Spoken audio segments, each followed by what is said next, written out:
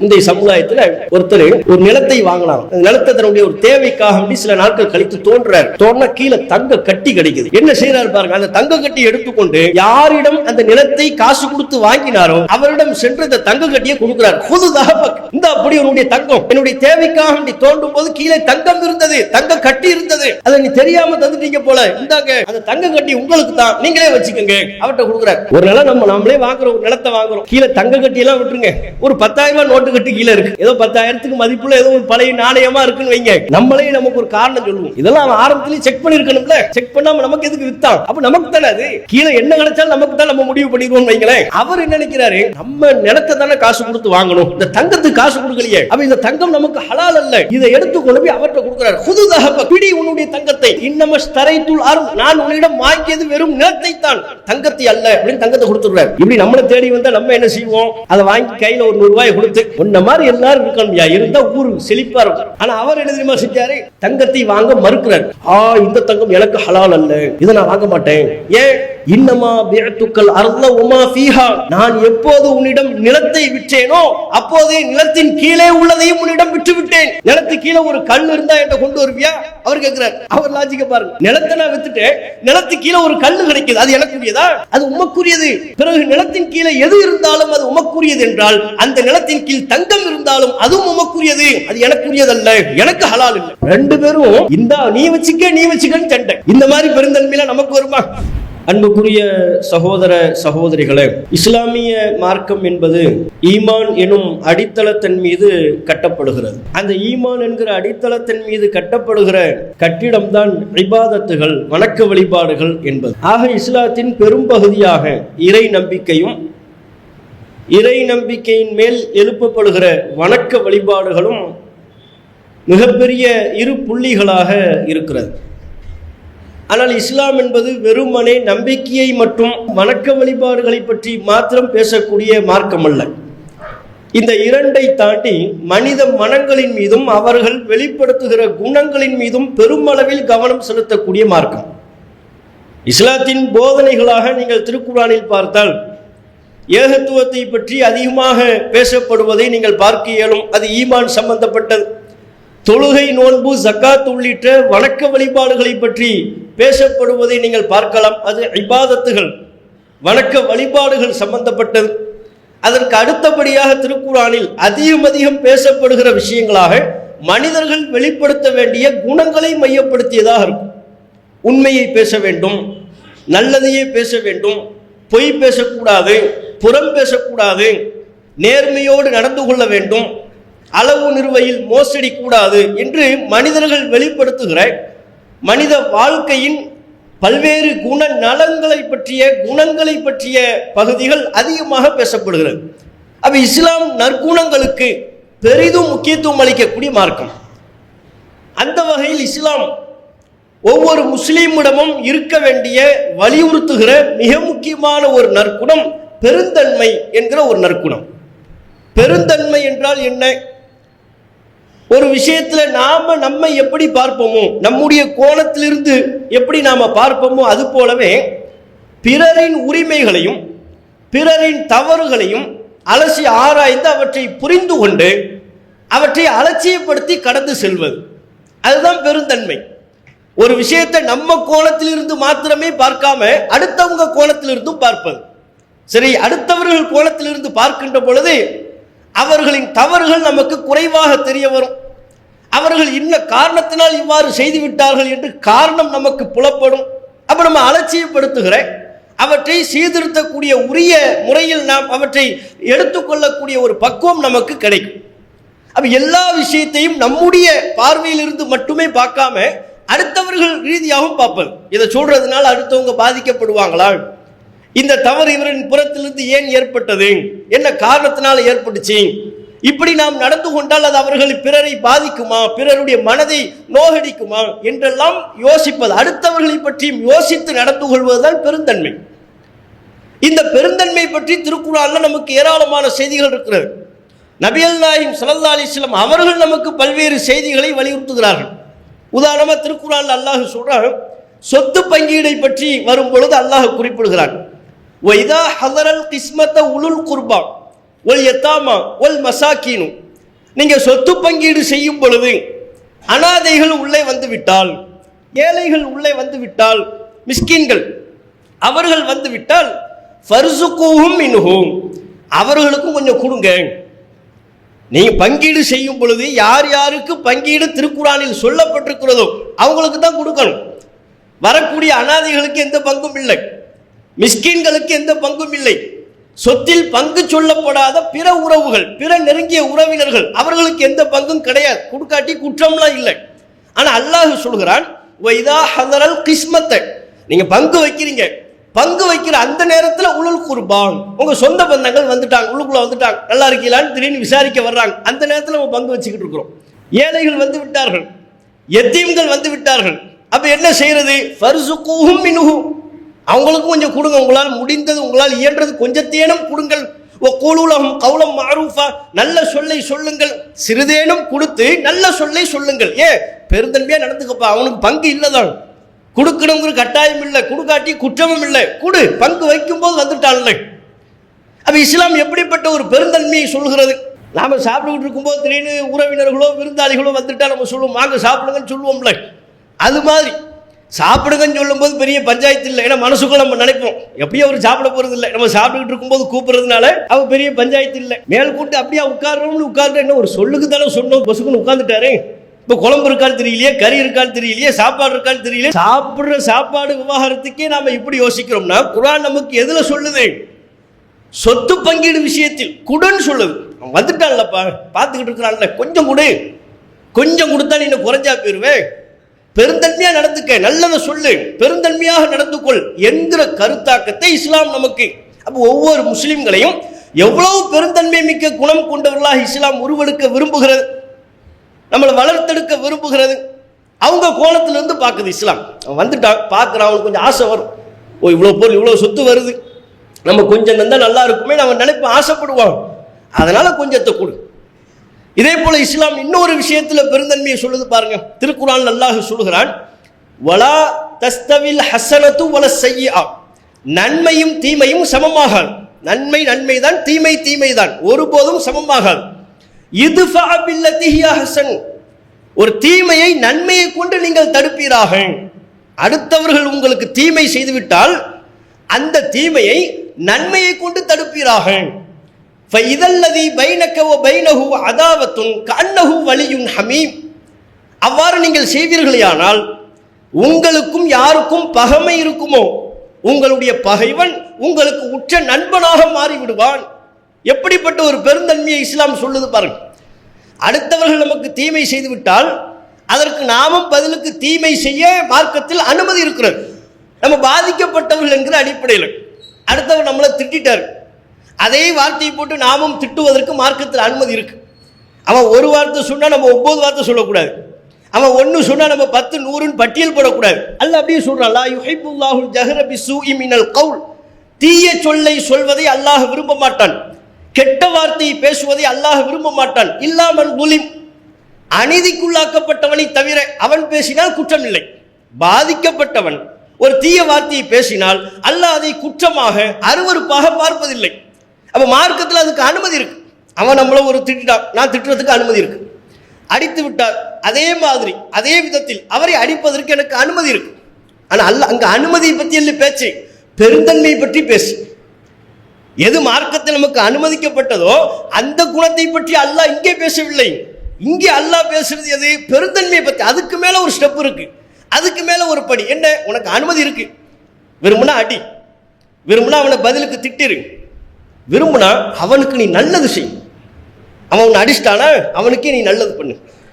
அவன் உனக்கு ஒரு தீமையை செய்து விட்டானா அந்த தீமையை நன்மையால் தடு. இது பில்லதி ஹிய ஹஸன், எது நன்மையோ அதனை கொண்டு அந்த தீமையை தடு. அப்படி செஞ்சா என்ன நடக்கும்? ஃபஇதல்லதி பைனக வ பைனஹு அதாவத்துன், உனக்கும் அவனுக்கும் பகைமை இருக்குமையானால் கஅன்னஹு வலியுன் ஹமீம், அவன் உற்ற நண்பனாக மாறிவிடுவான். இப்படி இஸ்லாத்தை தவிர வேறு எந்த மார்க்கமாவது நமக்கு சொல்லி தருமா? உன் எதிரித்தான் அவன், நீ அவனுக்கு நல்லது செய்யும் போது அவனே உன் நண்பனா மாறிவிடக் கூடும். உன்னை பெரிதிலும் நேசிக்கக்கூடிய உற்ற நண்பனாக மாறுவதற்கு வாய்ப்பு இருக்கிறது உன்னுடைய இந்த பெருந்தன்மையான நடத்தையின் மூலம். அப்படி நீ பெருந்தன்மையை வெளிப்படுத்து. சொல்லிட்டு அதுல உள்ள இன்னொரு பகுதி அல்லாஹ் சொல்கிறான், ஒமா யுலக்காஹ இல்லல்லதீன சபரு. இந்த பண்பு எல்லாருக்கும்லாம் வாய்க்காது. ஒமா யுலக்காஹ இல்லல்லதீன சபரு, பொறுமைசாலிகளை தவிர வேறு யாருக்கும் இந்த பண்பு வாய்க்காது. இன்னும் அடுத்த இன்னொரு வார்த்தையில் அல்லாஹ் சொல்கிறான், ஒமா யுலக்காஹ இல்லா து ஹவ்வின் அதீம். இஸ்லாத்தில் மிகப்பெரிய பாக்கியம் பெற்றவர்களை தவிர, பெரும் பங்கு வழங்கப்பட்டவர்களை தவிர வேறு யாருக்கும் இந்த குணம் வாய்க்காது. பொறுமைசாலிகளுக்கு தான்ப்பா இது முடியும், மிக பெரும் பங்கு உடையவர்களுக்குத்தான் இது முடியும், எல்லோருக்கும் முடியாது, அனைவருக்கும் இது சாத்தியமான பண்பு அல்ல. அதையும் அல்லாஹ் சேர்த்து சொல்லிடலாம். உண்மையா இல்லை, எல்லாருக்கும் சாத்தியமா? அவன் நம்மளை திட்டா 1 வருஷமா 5 வருஷமா நினைச்சுக்கிட்டு இருப்பான், என்னை பார்த்து இப்படி ஒரு வார்த்தை சொல்லிட்டானே, டைரியில் எழுதாத குறை, மனசுக்குள்ளேயே வச்சுக்கிட்டு இருப்பார். என்னை பார்த்து சொன்ன அந்த வார்த்தையே சொல்லிக்கிட்டு இருப்பான். மறக்கவே மாட்டாங்க, மறக்க முடியாதுன்னு சொல்லுவோம். ஏன் அப்படி சொல்றோம்? அதுக்கு நம்ம பழக்கப்படலை. அந்த பெருந்தன்மையான குணத்திற்கு நாம் பழக்கப்படவில்லை. அதனால தான் அல்லாஹ் சொல்கிறான், நமக்கு தீங்கை ஏற்படுத்தியவர்களுக்கு நாம நன்மை செய்வதற்குல அதெல்லாம் அந்த பெருந்தன்மையெல்லாம் எல்லாருக்கும் வராது. ஆனால் அல்லாஹ் அதை விரும்புறான். அப்படி செய்யுங்கப்பா. இந்த பண்பு எல்லாருக்கும் வராது, பொறுமைசாலிகளை தவிர வேறு யாருக்கும் இந்த வாய்ப்பு, இந்த பாக்கியம் இல்லை. ஆனால் அது அல்லாஹ்வால் விரும்பப்படுகிற ஒரு குணம். அத்தகைய பெருந்தன்மையை கடைபிடிக்க வேண்டும் என்று குர்ஆன்ல ஏகப்பட்ட வசனங்கள் இருக்கிறது. நபிகள் நாயகம் ஸல்லல்லாஹு அலைஹி வஸல்லம் அவர்கள் தொடர்புடைய, அவர்கள் பெருந்தன்மை மிக்க செயல்பாட்டோடு நடந்து கொண்ட சம்பவங்களை பட்டியலிட ஆரம்பித்தால் பல 100 சம்பவங்களை சொல்லணும். அந்த அளவுக்கு ரசூலுல்லாஹ்வுடைய வாழ்க்கையில கொட்டி கிடக்கிறது. ரசூலுல்லாஹ்வால் உருவாக்கப்பட்ட சமூகம், சஹாபாக்கள், நபித்தோழர்கள் என்று எடுத்துக்கொள்ளுங்கள், பல சம்பவம். ஒரு முறை ரசூலுல்லாஹ்வுடைய மரணத்திற்கெல்லாம் பிறகு ஆயிஷா ரலியல்லாஹு அன்ஹா அவர்களுக்கும் அப்துல்லா பின் ஜுபைர் அவர்களுக்குமான ஒரு சின்ன மனக்கசப்பு எப்படி வருதுன்னு பாருங்க. புகாரில் பதிவு செய்யப்பட்ட ஹதீஸ். ஆயிஷா ரலியல்லாஹு அன்ஹா அவங்க தனக்குன்னு பெருசா பொருளாதாரத்தை சேர்த்து வைக்க மாட்டாங்க, அந்த பழக்கம் அவங்களுக்கு கிடையாது. கொஞ்சம் மேல் மிச்சமா பொருளாதாரம் இருந்து விட்டால், ஏன் உணவு இருந்து விட்டால் கூட இல்லாத சத்தக்க தர்மம் பண்ணிடுவாங்க. கொஞ்சம் காசு இருக்கா, இந்த வாப்பா நீங்க வச்சுக்க, இந்த நீ வைத்துக்கொள் கொடுத்துருவாங்க. அது அவர்களுடைய குணம். உணவு இருந்தாலும் கொடுத்து விடுவார்கள். தர்மம் செய்கிற பண்பு ஆயிஷா ரலியல்லாஹு அன்ஹா அவங்களிடத்துல கொஞ்சம் அதிகம். இதை பற்றி, இந்த குணத்தை பற்றி ஆயிஷா அவர்களுடைய சகோதரியின் மகன் அஸ்மா பின் அபீ பக்கர் அவர்களுடைய மகன் அப்துல்லா பின் ஜுபைர்ட்ட சொல்லப்படுகிறது. ஆயிஷா அவர்களுக்கும் அப்துல்லா பின் ஜுபைருக்குமான உறவு என்ன? தன் சகோதரியின் மகன், தான் மகன் மாதிரி, தன்னுடைய மகன் மாதிரி அப்துல்லா பின் ஜுபைர்ட்ட சொல்லப்படுது, உங்க சின்னம்மா அல்லது உங்க பெரியம்மா என்ன இப்படி கொடுத்துக்கிட்டே இருக்கிறாங்களே, அவங்களுக்குன்னு எதுவும் வைக்கிறது இல்லையே. அப்போ அப்துல்லா பின் ஜுபைர் சொல்லிடுறாரு, அவங்க கையை ரொம்ப நீளுது, பார்க்குற ஆளுக்கெல்லாம் கொடுத்துக்கிட்டு இருக்கிறாங்க, கையை கொஞ்சம் மடக்கி வைக்கிறது நல்லது அப்படிங்கிறாங்க. கையை மடக்கி வைப்பது, தடுத்துக் கொள்வது நல்லது, கொடுக்காம தடுத்துக் கொள்வது அவர்களுக்கு நல்லது அப்படிங்கிறாங்க. அன்னைக்குள்ள காலகட்டத்தில் அப்படி சொல்ற மாதிரி இருந்துச்சு. இன்னைக்கு நமக்கு அடுத்தவங்களாம் சொல்ல வேண்டியதில்லை, நமக்கு நாமே சொல்லிக்குவோம். ஏன் நம்ம ரொம்ப கொடுக்குற மாதிரி தெரியுது, எது நம்ம முதுகில் நாமே தட்டிக்குவோம். ஒரு 50 ரூபா டக்குன்னு கொடுத்துட்டோம், நீங்க ரொம்ப கொடுக்குற மாதிரி தெரியுது, கொஞ்சம் தடுத்து வச்சுக்குவோம், நமக்கு நாமே சொல்லிக்கிட்டா தான் உண்டு. அன்னைக்கு அப்துல்லா பின் ஜுபைர் அவங்க ஆயிஷா அவர்களை பற்றி இப்படி ஒரு கருத்து சொல்லிட்டாங்க. இது ஆயிஷா அவர்களின் கவனத்துக்கு வந்துருச்சு. வந்தவுடனே ஆயிஷா அவங்கள பாருங்க, அப்படியா என் கையை தடுக்கணுங்கிறாரா, இனிமேல் நான் அவர்கிட்ட பேச மாட்டேன், நான் அல்லாஹ்வுடைய பாதையில் செலவு செய்கிறேன், எனக்கு விருப்பமான நன்மையான காரியங்களில் செலவு செய்து கொண்டிருக்கிறேன், இதை தடுக்க வேண்டும் என்கிறாரா. அப்துல்லா பின் ஜுபைரிடம் இனி நான் பேச மாட்டேன், பேசினால் சத்தியத்தை முறித்ததற்குரிய பரிகாரம் என் மீது உண்டு அப்படின்ட்டாங்க. இப்படி சொல்லிட்டாங்க, பேசவே இல்லை. அப்துல்லா பின் ஜுபைருக்கு வருத்தம், ஆஹா தெரியாம சொல்லிட்டமே. தன்னுடைய நெருங்கிய உறவுகள் மூலமா ஆயிஷா அவங்களுக்கு தூது அனுப்புறாங்க. சரி தெரியாம பேசிட்டாரு, வயசு கம்மி, விவரம் இல்லாம பேசிட்டாரு, கொஞ்சம் நீங்க அனுசரிச்சு போங்கன்னு தூது அனுப்புறாங்க. அது கேட்டுக்கொள்வதாகவே இல்லை ஆயிஷா அவர்கள். எப்படி சொன்னா, தர்மம் செய்வதை பற்றி எப்படி பேசலாம், அதெல்லாம் நான் பேச மாட்டேன் அப்படின்ட்டாங்க. அப்போ அப்துல்லா பின் ஜுபைர் தாய் மாமாமார்கள்லாம் அங்கே இருந்தாங்க, அவங்களெல்லாம் சந்திச்சு கொஞ்சம் பேச சொல்லுங்க, எங்க அம்மாவை என்கிட்ட பேச சொல்லுங்க, ரொம்ப மன வருத்தமா இருக்கு அப்படிங்கிறாங்க. அவங்க தாய் மாமாவர்கள்லாம் சேர்ந்து சரி வா நாங்கள் சந்திக்க போகிறோம், ஆயிஷா அம்மையார் அவர்களை சந்திப்பதற்காக வேண்டி உள்ள அனுமதி கேட்போம், நீங்களும் உங்கள் பார்வையில் படுற மாதிரி நில்லுங்க. ஒரு 6 பேர் 7 பேராக சேர்ந்து வீட்டுக்குள்ளே வரலாமான்னு அனுமதி கேட்கறது. கேட்கும்போது ஆயிஷா அவர்களுடைய பார்வையில் படுற மாதிரி அப்துல்லா பின் ஜுபைரை நிற்க வைக்கிறது, நீங்களும் உங்கள் பார்வையில் படுற மாதிரி நில்லுங்க, அனுமதி கொடுத்தா உள்ள போவோம், உங்களுக்கு வேண்டி பேசுவோம். வாசல்ல நிற்கும் போது அனுமதியே தெரியலனா எல்லாரும் கிளம்பிட வேண்டியதுதான் இப்படின்னு பேசிட்டு போறாங்க. வாசல்ல நிக்கிறாங்க. பார்வையில படுற மாதிரி அப்துல்லா பின் சுபைரை நிறுத்தி வைத்துக் கொண்டு ஆயிஷா அவர்கள்ட்ட கேட்கிறாங்க, அனுமதி கேட்கிறாங்க. ஆயிஷா அவர்களே உள்ள வரலாமா? அவரை பார்க்கறாங்க. அப்துல்லா பின் சுபைரை பார்த்தாச்சு, ஆஹா பஞ்சாயத்து இதுக்கு பேசுறதுக்கு தான் வந்திருக்கிறாங்க. பார்த்துட்டாங்க ஆயிஷா அவங்க. சரி வாங்க உள்ள வாங்க அப்படிங்கிறாங்க. அவரு உடலை எதுவும் இவரை பார்க்காம கவனம் இல்லாம சொல்ற மாதிரி தெரியுது. நம்ம எதுக்கும் மீண்டும் உறுதிப்படுத்திக் கொள்வோம். அவங்க தாய்மாமமார்கள் ஒரு ஆளு நல்லா கேட்கிறாங்க, எங்க எல்லாத்தையும் பார்த்துட்டீங்கல்ல உள்ள வரலாம்ல அப்படின்னா என்ன?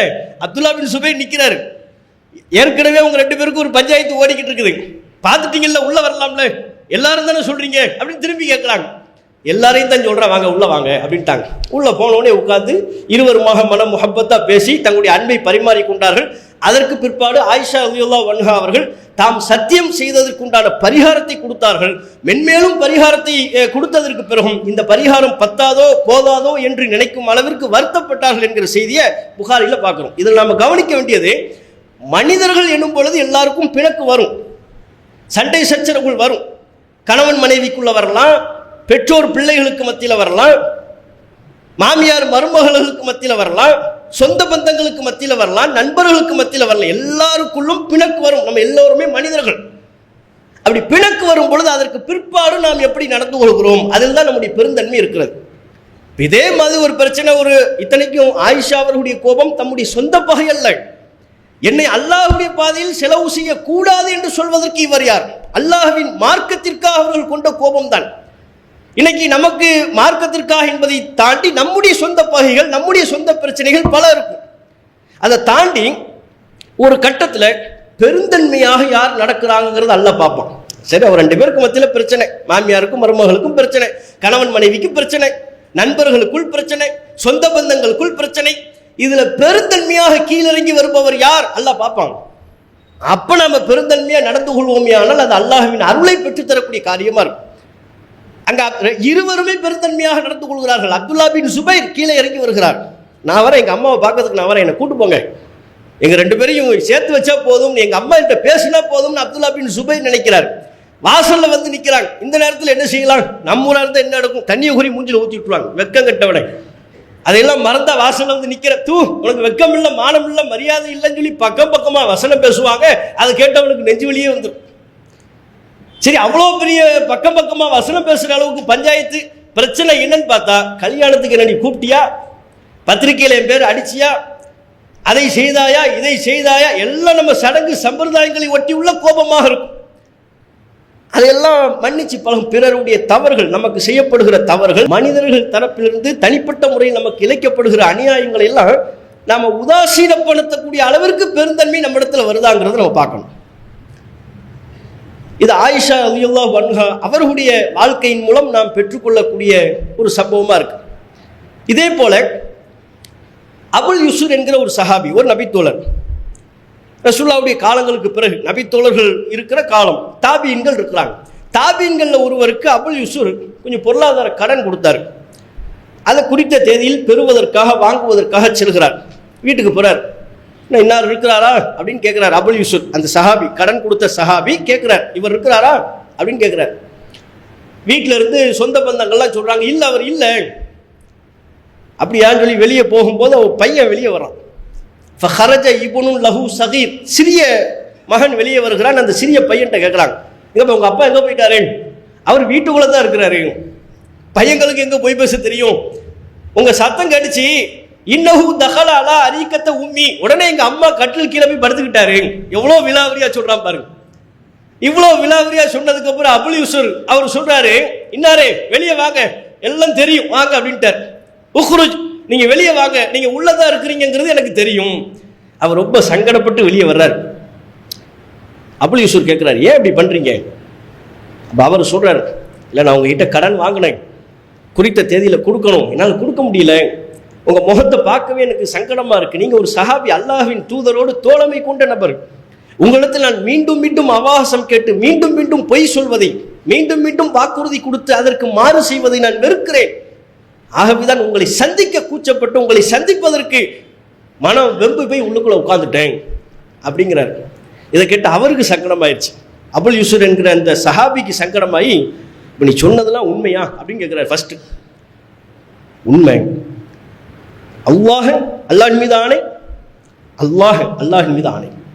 மீண்டும் கேட்கிறார், அல்லாஹின் மீது ஆணை, அல்லாஹின் மீது ஆணையாக நான் சொன்னதெல்லாம் உண்மை. வாக்குறுதி கொடுத்து அதற்கு மாறு செய்வதை வெறுக்கிறேன். அதுவும் நபியோடு தோழமை கொண்ட உங்களை போன்ற தோழர்களிடத்தில் பொய் பேசுவதை நான் வெறுக்கிறேன். ஆனால் என்னால் முடியலை, நான் சிரமத்தில் இருக்கேன், கஷ்டத்தில் இருக்கிறேன். இப்படிலாம் சொன்னதை தான் அல்லாஹின் மீது ஆணையிட்டு உண்மையான்னு 3 முறை கேட்கிறார். அவரும் ஆம், அல்லாஹின் மீது ஆணையாக நான் சொல்வது உண்மை என்று சொன்னார். அப்படின்னா உடனே அந்த கடன் பத்திரத்தை எடுத்துக்குவாங்கட்டார். அவங்க கொடுக்கல் வாங்கல எழுதிக்குவாங்க. கடன் பத்திரத்தை எடுத்து வர்றாரு, எல்லாத்தையும் அழிச்சிட்டார். அபுல் யூசுர் என்கிற அந்த சஹாபி தனக்கு கடன் கொடுக்குற அந்த கடன் பத்திரத்தை எல்லாத்தையும் அழிச்சிட்டு உனக்கு எப்போ முடியுதோ அப்போ தாப்பா, அதுவும் விரும்பினாத்தான், இல்லையா விட்டு, நீ எனக்கு கடன் வாங்கின மாதிரியே இல்லை என்று நினைத்துக்கொள். நீ சுதந்திரமானவன், கடனில் இருந்து விடுபட்டவன், எனக்கு நீ இனிமேல் கடன் தர வேண்டிய அவசியமே இல்லை, கடனை திருப்பி தர வேண்டிய அவசியமே இல்லை, கிடைச்சா கூட, இல்லையா இல்லை, பிரச்சனையே இல்லை அப்படின்னு கடன் பத்திரத்தை அழிச்சிட்டு போறார். போகும்போது சொன்னார், நான் ரசூல்லாட்ட கேட்டேன். ரசூல்லா சொன்னாங்க, மண் அந்தர முஹ்சிரன், எவர் ஒருவர் சிரமப்படுகிறாரோ அவருக்கு அவகாசம் அளித்தாலோ, அல்லது அவருக்கு கொடுத்த கடனை தள்ளுபடி செய்து விட்டாலோ, மறுமை நாளில் தன்னுடைய அர்ஷின் நிழலை தவிர வேறு எந்த நிழலும் இல்லாத அந்த தருணத்தில் அவருக்கும் அல்லாஹ் தன்னுடைய அர்ஷின் நிழலை கொடுப்பான் என்று நபிகள் நாயகம் ஸல்லல்லாஹு அலைஹி வஸல்லம் அவர்கள் சொன்னார்கள். முஸ்லிம்ல பதிவு செய்யப்பட்ட செய்தி. பாருங்க, அர்ஷுடைய நிழல் 7 பேருக்கு, 7 வகையினருக்கு கிடைக்கும் என்று நம்ம பிரதானமான ஹதீசுகள்ல படிச்சிருக்கிறோம். இவர் 8வது நபர். 8வது நபர் யார்? குடுக்கல் வாங்கல் விவகாரத்தில் பெருந்தன்மையோடு நடப்பவர். வியாபாரமாக இருந்தாலும் சொந்த பந்தங்களாக இருந்தாலும் குடுக்கல் வாங்கல்ல ஒருவர் பெருந்தன்மையாக நடந்து கொள்வாரேயானால் அவருக்கு நாளை மறுமை நாள்ல பிரம்மாண்டமான அர்ஷின் நிழல் உண்டு. அதைத்தான் நபிகள் நாயகம் இன்னொரு செய்தியில வேறு விதமாக சொன்னார்கள், ரஹிமல்லாஹு ரஜுலன் சம்ஹா, அல்லாஹ் பெருந்தன்மையாக நடந்து கொள்பவருக்கு அருள் செய்யட்டும். எதில் அவர் பெருந்தன்மையாக நடந்து கொள்வார்? இதா பாஅ வ இதஷ்தரா, விற்றாலும் வாங்கினாலும். ஒரு பொருளை விற்கும் போதும் பெருந்தன்மையா இருப்பார், ஒரு பொருளை வாங்கும் போதும் பெருந்தன்மையோடு நடந்து கொள்வார்.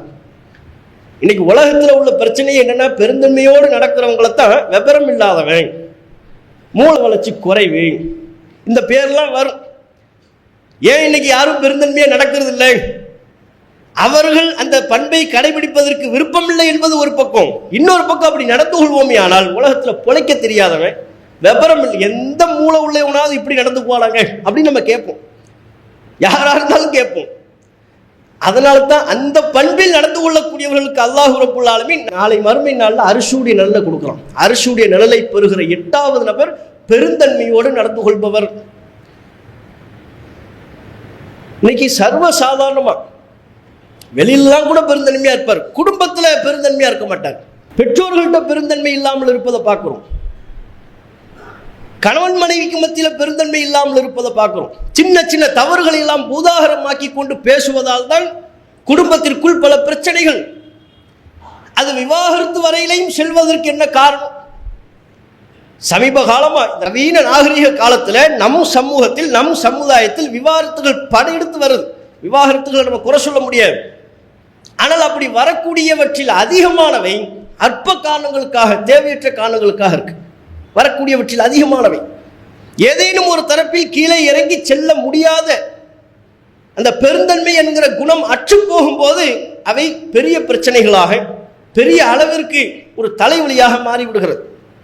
அப்ப எல்லாவற்றிலையும் நாம் நம்முடைய நடத்தையில பெருந்தன்மையை வெளிப்படுத்தணும். இறுதியா இன்னும் ஒரு சம்பவத்தை பாருங்க. நபிகள் நாயகம் ஸல்லல்லாஹு அலைஹி வஸல்லம் அவங்க சொல்றாங்க, முந்தைய சமுதாயத்தில் நடந்த ஒரு நிகழ்வா சொல்றாங்க. முந்தைய சமுதாயத்தில் ஒருத்தர் ஒரு நிலத்தை வாங்கினார். நிலத்தை வாங்கிட்டார், குடுக்கல் வாங்கல் நிலம் வாங்கிட்டார். அந்த நிலத்தை தன்னுடைய ஒரு தேவைக்காக வேண்டி சில நாட்கள் கழித்து தோன்றார். தோண்டினா கீழே தங்க கட்டி கிடைக்குது. நிலத்தை வாங்கிய நிலத்துல கீழே தங்க கட்டி. உடனே இவருக்கு ஆச்சரியம், என்னடா இது, நம்ம நிலம் வாங்கணும், கீழே தங்க கட்டி இருக்கேன், இதை தெரியாம நம்ம கிட்ட வித்துட்டாரா? என்ன செய்யறாரு பாருங்க. அந்த தங்க கட்டி எடுத்துக்கொண்டு யாரிடம் அந்த நிலத்தை காசு கொடுத்து வாங்கினாரோ அவரிடமே செல்கிறார். அவரிடம் சென்று இந்த தங்க கட்டியை கொடுக்கிறார். இந்த அப்படி உன்னுடைய தங்கம், நீ எனக்கு நிலத்தை வித்த, நான் நிலத்தை தோண்டினேன், என்னுடைய தேவைக்காக அப்படி தோண்டும் போது கீழே தங்கம் இருந்தது, தங்க கட்டி இருந்தது, அதை நீ தெரியாம தந்துட்டீங்க போல, இந்தாங்க அந்த தங்க கட்டி உங்களுக்கு தான், நீங்களே வச்சுக்கோங்க, அவர்கிட்ட கொடுக்குறாரு. இப்படி நடக்குமா நமக்கு? ஒரு நிலம் நம்மளே வாங்குறோம், ஒரு நிலத்தை வாங்குறோம், கீழே தங்க கட்டியெல்லாம் விட்டுருங்க, ஒரு 10,000 ரூபாய் நோட்டு கட்டி கீழே இருக்கு, எடுத்து ஆஹா அவர் மூதாதையர்கள் பாட்டம் பூட்டி யாரோ கீழே வச்சுட்டாங்க போல இருக்கு, அது இப்போ உள்ள 10,000 இருக்காது, ஏதோ 10,000க்கு மதிப்புள்ள ஏதோ ஒரு பழைய நாணயமா இருக்குன்னு வைங்க, எடுத்து அவர்கிட்ட கொடுக்கணும் நமக்கு தோணுமா? நம்மளே நமக்கு ஒரு காரணம் சொல்லுவோம். என்ன சொல்லுவோம்? இதெல்லாம் அவன் ஆரம்பத்திலேயே செக் பண்ணியிருக்கணும்ல, செக் பண்ணாம நமக்கு எதுக்கு வித்தான்? அப்ப நமக்கு தானே அது, கீழே என்ன கிடைச்சாலும் நமக்கு தான், நம்ம முடிவு பண்ணிடுவோம் வைங்களேன். அவர் என்ன நினைக்கிறாரு, நம்ம நிலத்தை தானே காசு கொடுத்து வாங்கணும், இந்த தங்கத்துக்கு காசு கொடுக்கலையே, அப்ப இந்த தங்கம் நமக்கு ஹலால் அல்ல, இதை எடுத்து கொண்டு போய் அவர்கிட்ட கொடுக்கிறார். ஹுது தஹபக், பிடி உன்னுடைய தங்கத்தை, இன்னமஸ் தரைத்துல் அருள், நான் உன்னிடம் வாங்கியது வெறும் நிலத்தை தான், தங்கத்தை அல்ல அப்படின்னு தங்கத்தை கொடுத்துடுறாரு. இப்படி நம்மளை தேடி வந்தால் நம்ம என்ன செய்வோம்? அதை வாங்கி கையில் ஒரு 100 ரூபாயை கொடுத்து மொத்தத்தையும் வாங்கி, ஒன்ன மாதிரி எல்லாரும் இருக்கணும் யா, இருந்தால் ஊர் செழிப்பாக இருக்கும். ஆனால் அவர் என்ன தெரியுமா செஞ்சாரு? தங்கத்தை வாங்க மறுக்கிறார், வாங்க மாட்டேங்கிறார். இந்த தங்கம் எனக்கு ஹலால் அல்ல, இதை நான் வாங்க மாட்டேன். ஏன்? இன்னமா பிஅத்துக்கல் அர்த வமா ஃபீஹா, நான் எப்போது உன்னிடம் நிலத்தை விற்றேனோ அப்போதே நிலத்தின் கீழே உள்ளதையும் உன்னிடம் விற்று விட்டேன். நிலத்து கீழே ஒரு கல் இருந்தா என்கிட்ட கொண்டு வருவியா? அவர் கேட்கிறார். அவர் லாஜிக்க பாருங்க, நிலத்தை நான் வித்துட்டேன், நிலத்து கீழே ஒரு கல் கிடைக்குது, அது எனக்குரியதா? அது உமக்குரியது. பிறகு நிலத்தின் கீழே எது இருந்தாலும் அது உமக்குரியது என்றால், அந்த நிலத்தின் கீழ் தங்கம் இருந்தாலும் அதுவும் உமக்குரியது, அது எனக்குரியதல்ல, எனக்கு ஹலால் இல்லை. ரெண்டு பேரும் இந்த நீ வச்சுக்கன்னு சண்டை. என்ன ஒரு பெருந்தன்மை! இந்த மாதிரி பெருந்தன்மையில நமக்கு வருமா? அது தங்கத்தை விடுங்க, ஊர்ல கலரி சாப்பாடு நடக்கும், சகன், அது திடீர்னு ஏதாவது நல்லி எலும்பு ஒண்ணுதான் வந்திருக்கும். இவர் கனெக்ட் பண்ணுவார், ஆஹா அந்த பக்கத்தில் உட்கார்ந்தா நல்லி எலும்பு அவனுக்கு போகும், இந்த பக்கத்தில் உட்கார்ந்தோம்னா நல்லி எலும்பு நமக்கு கிடைக்காம போகும். என்ன செய்யறதுன்னு உட்காரும் போது ஒரு கால்குலேட் பண்ணி உட்கார்றோமே, அதையும் தாண்டி உட்காந்துட்டோம். நீங்க கவனிக்காம உட்காந்துட்டோம்னா சகனை ஒரு குலுக்கிறது முடிஞ்சு போச்சு. அப்படி ரைட்டா ஒரு ரொட்டேட் பண்ணி விடுறது நடக்குதுல. இதெல்லாம் பிற சமூகங்கள்ல அதனால தானே சண்டையே நடக்குது. கல்யாண வீட்டு பந்தியில எனக்கு கால் இல்லை, எனக்கு குழம்பு இல்லை, எனக்கு கறி இல்லைன்னு தானே சண்டை சச்சரவே. அந்த சண்டை சச்சரவுகள் அனைத்தும் பெருந்தன்மை இல்லாத அந்த அம்சத்தை தானே வெளிப்படுத்துகிறது. அப்ப கறிக்கே சண்டை நடக்குது, தங்கத்துக்கு அங்க சண்டையே இல்லையே. பிரச்சனை எப்படி? உனக்குரியது நீ வச்சுக்க, எனக்கு வேண்டாம், எனக்கு ஹலால் இல்லை. கடைசியில் அப்போ ஒரு நீதிபதி இருந்தார், ரசூலுல்லாஹ் இதை அங்கீகரிக்கிறாங்க, புகார்ல பதிவு செய்யப்பட்ட செய்தி. ஒரு நீதிபதி இருந்தார், அவர்கிட்ட போறாங்க, ஒரு மார்க்க அறிஞர், அவர்கிட்ட போறாங்க, அவர்கிட்ட கொடுக்குற வாங்க மாட்டேங்கிறார், அவருக்குரியது தானே. அவரும் சொல்லி பார்க்குறாரு, ரெண்டு பேருமே கேட்க மாட்டேங்கிறாங்க. கடைசியில் எப்ப அவர்கிட்ட, உனக்கு ஒரு ஆம்பளை பிள்ளை இருக்கா? ஆமா இருக்கு. உனக்கு யாரு பொம்பளை பிள்ளை உண்டா? ஆமா உண்டு. பேசாம அந்த ரெண்டு பேருக்கும் கல்யாணம் பண்ணி வச்சு இந்த சொத்தை பொது சொத்தாக்கிருங்கப்பா, உங்க பஞ்சாயத்து தீராது போல அப்படிங்கிறாரு. உங்க அந்த பொண்ணை நீ கல்யாணம் பண்ணிருங்க, உங்க பொண்ணுக்கு அந்த பையனை திருமணம் முடித்து வைத்து, உங்கள் பையனுக்கு அந்த பெண்ணை திருமணம் முடித்து வைத்து இந்த தங்கத்தை பொது சொத்தாக ஆக்கி விடுங்கள், உங்க பஞ்சாயத்து தீராது போலும் அப்படிங்கிறார். இதை நபிகள் நாயகம் ஸல்லல்லாஹு அலைஹி வஸல்லம் அவர்கள் குறிப்பிட்டார்கள் என்கிற செய்தியை நம்ம பார்க்கிறோம். அப்ப இப்படி இந்த அளவுக்கு முற்காலத்துல நபிகள் நாயகம் ஸல்லல்லாஹு அலைஹி வஸல்லம் அவர்களின் காலத்தில் பல்வேறு பெருந்தன்மை மிக்க குணத்தோடு செயல்பட்ட பல நூறு சம்பவங்கள் இருக்கு. இந்த குணத்தை நாம் எப்படி நம்பிக்கை ரீதியாக, ஈமான் ரீதியாக நாம் நம்மை செம்மைப்படுத்திக் கொள்வதைப் போல, வணக்க வழிபாடுகள் ரீதியாக நம்மை நாம் செம்மைப்படுத்திக் கொள்வதைப் போல, பிற மனிதர்களோடு நடந்து கொள்வதிலையும், நம்முடைய குடும்பத்தாரோடு நாம் நடந்து கொள்வதிலையும், நம்முடைய சொந்த பந்தங்களோடு நண்பர்களோடு நடந்து கொள்வதிலையும் பெருந்தன்மை என்கிற இந்த அழகுமிக்க குணத்தை, அல்லாஹ் விரும்புகிற குணத்தை வெளிப்படுத்தும் பொழுது மென்மேலும் அல்லாஹ்வின் அருளுக்குரியவர்களாக மாறுவோம். அத்தகைய நல்வாய்ப்பினை அல்லாஹ் ரப்புல் ஆலமீன் நம் அனைவருக்கும் தந்தருள்வானாக என்று கேட்டு என்னுடைய உரையை நிறைவு செய்து கொள்கிறேன். அல்லாஹு அக்பர், அல்லாஹு அக்பர்.